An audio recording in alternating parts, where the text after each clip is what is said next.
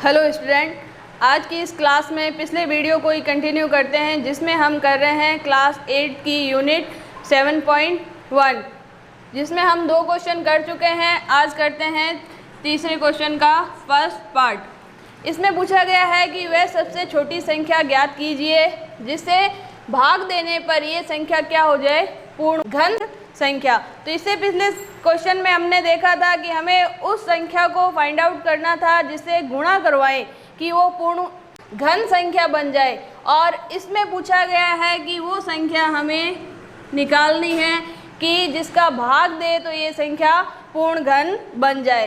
तो इसकी सेम ही प्रोसेस होगी कि जो भी संख्या दे रखी है उसके हम अभाज्य गुणनखंड विधि से अभाज्य गुणनखंड ज्ञात करें। तो 81 को हम अभाज्य गुणनखंड करें तो इसमें हम देखते हैं इकाई का अंक क्या है, 1 है। तो जब भी इकाई का अंक 1 है इसका मतलब इसमें 2 का भाग तो पूरा जाएगा नहीं। तो नेक्स्ट जो अभाज्य संख्या है 3, इससे हम भाग देते हैं। भाग गया 27 बार, फिर 3 का भाग देंगे 9 बार, फिर 3 और फिर 3 से भाग देंगे। तो 81 के अभाज्य गुणनखंड आ गए हमारे पास 3 गुणा 3 गुणा 3, 4 बार आया है 3। अब नेक्स्ट हम करते हैं कि घन ज्ञात करने के लिए हमें 3 के जोड़े बनाने होंगे। तो हम देखते हैं कि 3 अंकों का एक जोड़ा बन रहा है। आगे जब हम देखते हैं तो हमारे पास सिर्फ 3 अकेला है। तो इसको पूर्ण घन बनाने के लिए हमें क्या करना होगा कि ये जोड़ा पूरा नहीं बन रहा है तो गुणा में तो हमने क्या किया था, गुणा वाले पर्सन में कि उतने अंक की गुणा करवाई थी जोड़ा पूरा करने के लिए। लेकिन जब भी भाग का पूछा जाए कि किस संख्या का भाग दे कि ये पूर्ण घन बन जाए, तो जोड़े के अलावा जो भी अंक एक्स्ट्रा बच जाता है उसी संख्या का हमें इसमें भाग देना है। तो इस जोड़े के अलावा एक अंक क्या एक्स्ट्रा आ रहा है, 3। तो हम किस में 81 में किसका भाग देंगे, 3 का। तो इसको इस तरीके से लिखेंगे, अतः 81 को पूर्ण घन बनाने के लिए 3 का भाग देंगे। बस यहीं तक क्वेश्चन पूछा है ना, तो आगे इसमें कहा है कि जो घन संख्या बन रही है उसका घनमूल ज्ञात कीजिए। जब यहीं तक क्वेश्चन पूछा है तो हमें सिर्फ वो संख्या ही बतानी है जिसका हमें भाग देना है। नेक्स्ट इसका जो पार्ट है उसमें पूछा गया है 128 कि इसमें किसका भाग दें कि ये पूर्ण घन संख्या बन जाए। तो इसके भी हम अभाज्य गुणनखंड ज्ञात करते हैं। तो इकाई का अंक देखते हैं 8, तो इसका मतलब 2 का भाग पूरा जाएगा। 2 से हम भाग दें तो आएगा हमारे पास 64, फिर 2 का भाग देंगे 32, फिर 2 का भाग देंगे 16,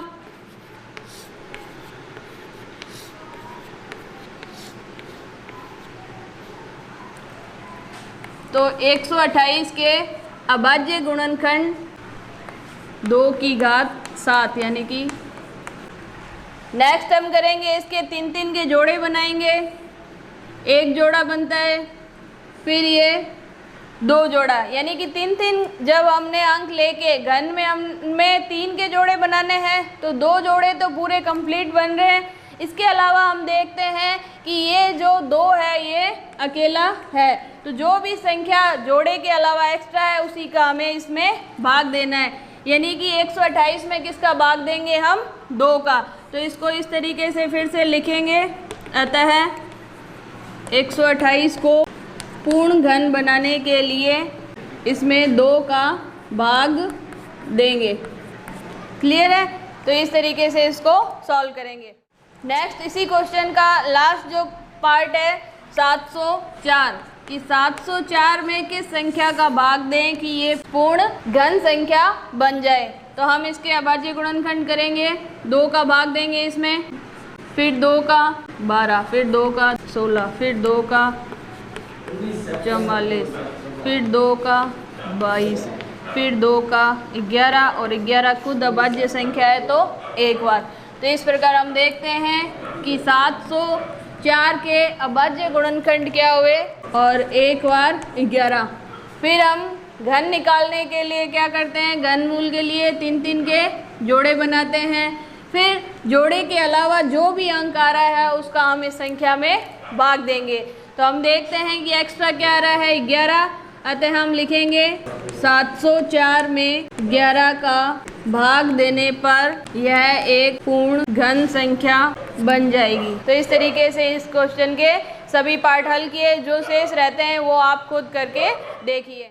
अगला जो क्वेश्चन है इस यूनिट का, उसमें पूछा गया है कि एक घनाभ दे रखा है जिसकी लंबाई, चौड़ाई और ऊंचाई दे रखी है कि लंबाई है 5, चौड़ाई है 2 सेंटीमीटर और ऊंचाई है 5 सेंटीमीटर।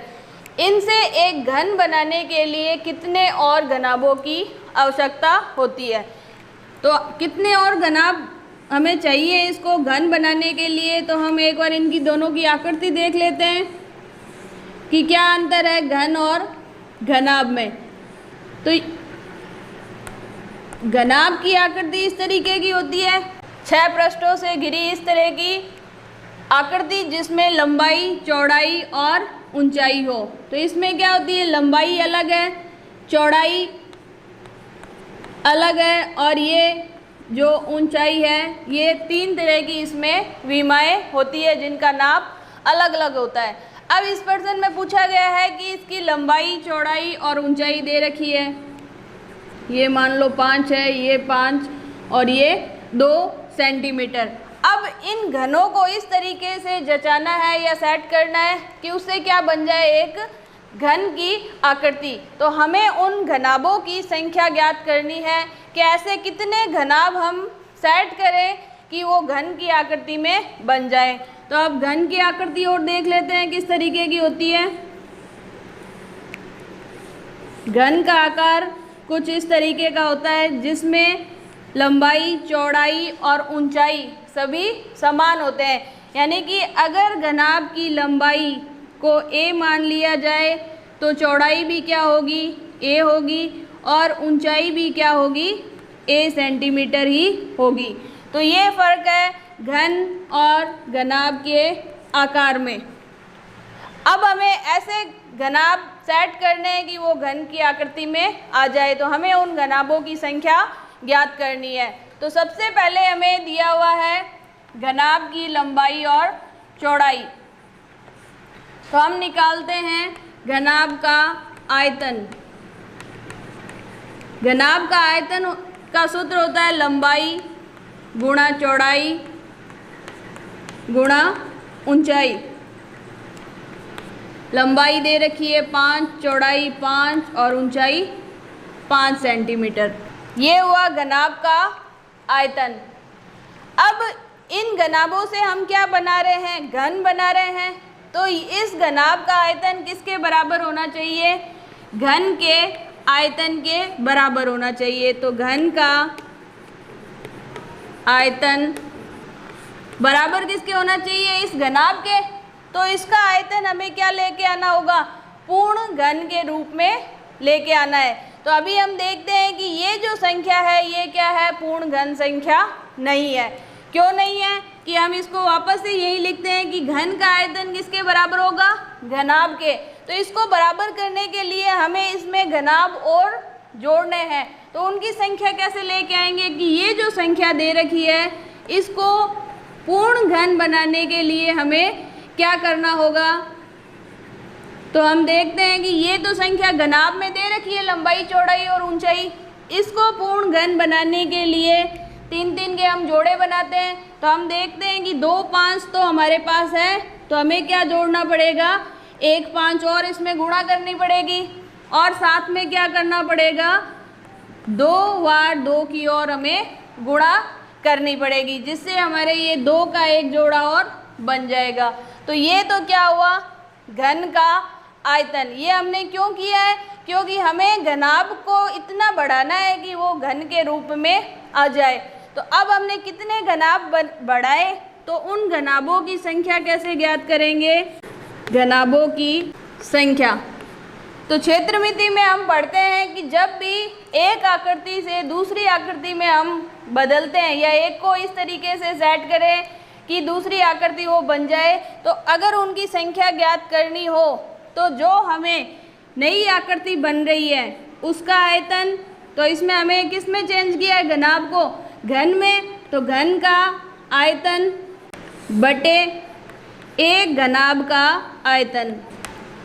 अब आप सोच रहे होंगे कि यहाँ गुणा क्यों नहीं करवाई। गुणा इसलिए नहीं करवाई कि हमें क्या करना है कि घनाभों की संख्या लाने के लिए हमें इन दोनों का अनुपात यानी भाग करना होगा, और जब हम भाग करेंगे तो इनको सीधा काट सकते हैं। अगर यही गुणा करा के रखेंगे तो हमारी प्रोसेस थोड़ी सी लंबी हो जाएगी। तो इसी को हम आगे करते हैं।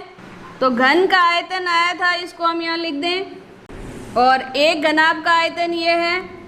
अब इसको कैंसिल कर दे, 5 से 5 और 2 से 2 कैंसिल, तो हमारे पास क्या रह गया, घनाभ की संख्या बराबर 5 गुणा 2 गुणा 2 यानी कि 20। इनको गुणा कराई तो हमारे पास आए 20, और यही क्या है, इसका आंसर है कि कितने घनाभ को और बढ़ाया जाए कि ये घन का रूप ले ले, तो उनकी संख्या आई है 20, यानी 20 घन और हम इसके साथ लगाएं और उनको इस तरीके से सेट करें कि वो एक घन की आकृति बन जाएगी।